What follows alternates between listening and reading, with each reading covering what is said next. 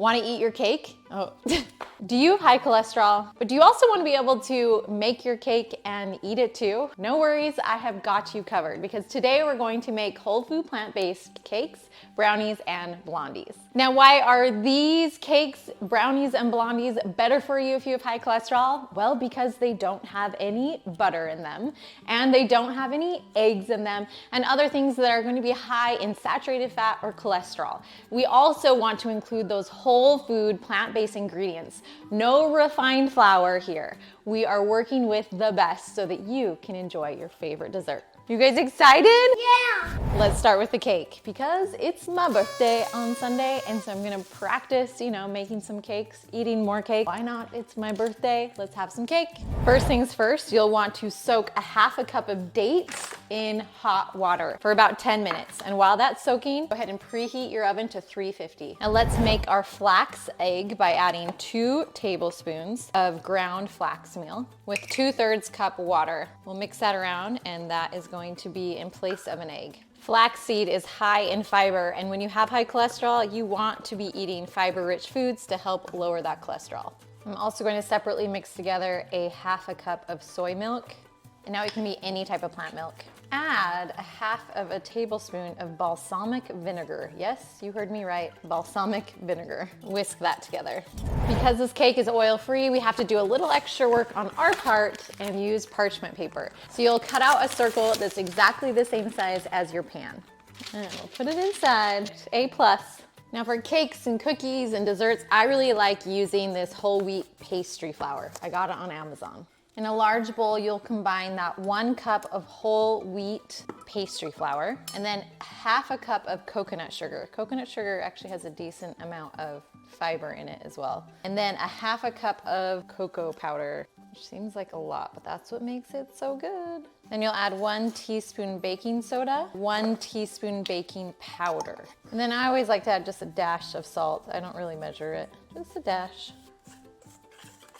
Now we'll discard this date water, keep the dates, and we'll blend everything in the blender. In the blender, we place the dates, that flax egg mixture, the plant milk and balsamic vinaigrette, 1/4 a cup of pumpkin. When you're not using oil or eggs, you gotta get creative, and that's where the pumpkin puree will help make it actually be moist. A teaspoon of vanilla. I always use the cap to my vanilla bottle. And then 2 tablespoons, so 2 tablespoons of maple syrup. Did you know that 2 tablespoons is 1/8 a cup? It's so nice to have a little 1/8 a cup handy. And let's mix everything together. Now we add the wet and dry ingredients together. One of the best parts of cooking without eggs is that you can taste the batter. If you taste the batter and want a sweeter cake, make sure you either use the sweetened plant milk or you can add a little bit more maple syrup if you didn't use sweetened plant milk. And pour it into your pan with parchment paper. You will be very grateful that you have this parchment paper. This goes into the oven for 30 to 35 minutes. While the cake is cooking, let's make my 4-ingredient dairy-free frosting. And the secret ingredient is tofu. Don't be afraid. I promise this will taste good. We'll melt the chocolate chips first. Again, this is my favorite brand for dairy-free chocolate chips. 1 minute in the microwave, then we will stop and stir it. If it needs more time, add 30-second intervals and stir in between. It's tempting to overcook it, but I find if I just keep stirring, then it will continue to melt after it's out of the microwave. That took about 1.5 minutes. This is extra firm tofu. I'll add that to my blender with the melted chocolate chips. And you want about 1 tablespoon or 2, this is all to taste, of maple syrup. So you can kind of start with a little bit, add more if needed, and about 1/2 teaspoon of vanilla. And that is it, my friend. Pro tip, if you actually microwave your tofu before you put it in the blender, or at least make sure it's not super cold like mine was, then you won't have frozen chocolate on the side of your blender. Okay, I pulled it out, heated it in the microwave for a minute. We're gonna try this again. Now it is beautiful and creamy, but it's a little too warm, so I'm gonna go ahead and put that in the freezer until we are ready for it. Cake is done. Make sure that as you prick it with a toothpick that the middle is done too. The cake is cooled down and now it's time to frost. Perfect.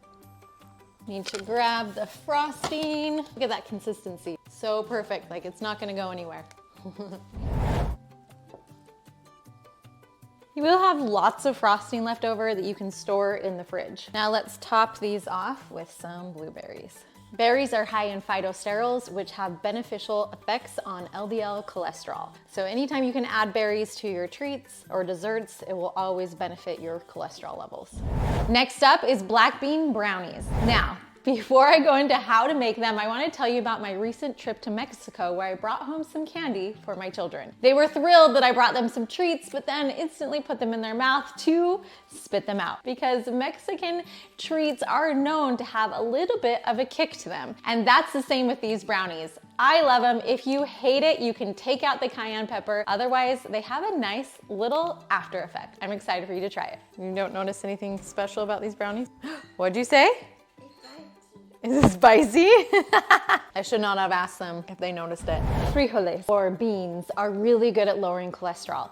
Not only are they low in saturated fat, but they're high in fiber. And as we know, fiber is so good to help lower those cholesterol levels. They'll also help to blunt the blood sugar spike that you will have when eating sugar-rich foods. So adding beans to any dessert is fantastic, and I promise you won't taste them.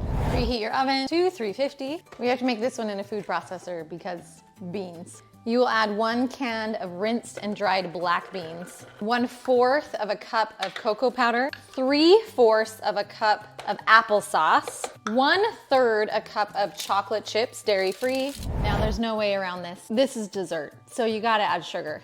Of course you can use coconut sugar instead. I'm just using raw cane sugar. Whatever sweetener you feel the most comfortable with, but you need some type of sweetener for dessert. 1/2 cup of sugar of choice, and then 2 teaspoons of vanilla extract.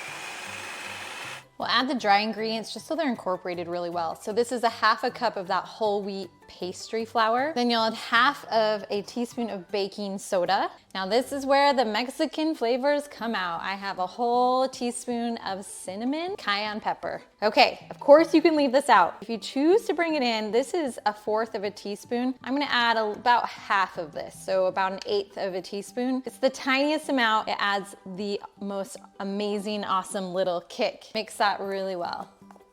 Then we'll add those dry ingredients to the wet ingredients, mix everything together. You'll grab about either a 9x9 or a smaller pan, whatever small pan you have. You can use parchment paper, you can use foil. I just ended up spraying this pan because it made it easier. Add your batter to the pan. Now this recipe honestly is great for like a Cinco de Mayo party or any other Mexican themed party. It's just really good for you. These will bake at 350 for 20 minutes. The brownies are done. I ended up having to put these back in for a few more minutes. It was more like 30 minutes instead of 20 minutes, but again, that can vary on your oven. Now, just to make this pretty, I'm gonna just dust it with some powdered sugar. Of course, you can skip this step. It is not necessary. It's just for looks.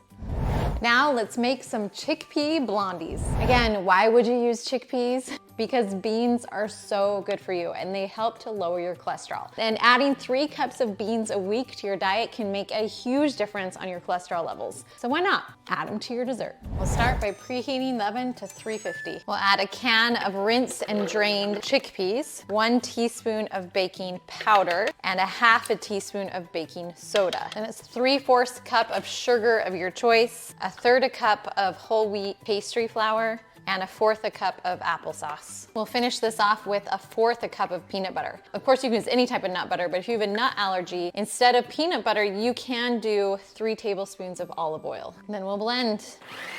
And we'll add 1/2 a cup of chocolate chips. Add to a 9x9 pan with some parchment paper.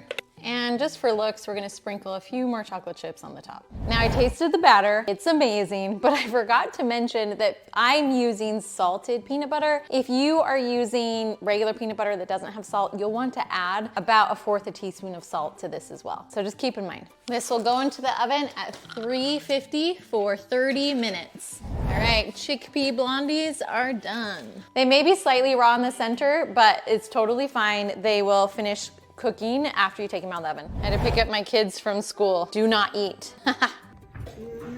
This little cutie clearly got into this before I was able to cut it first. What would you rate it out of 10? I would rate it like an 8 out of 10. I'll take it. This little one, what would you rate it out of 10? Out of 15. If you like this video, make sure to check out the other videos so you can have more plant-based lifestyle foods even your kids will love, just like this.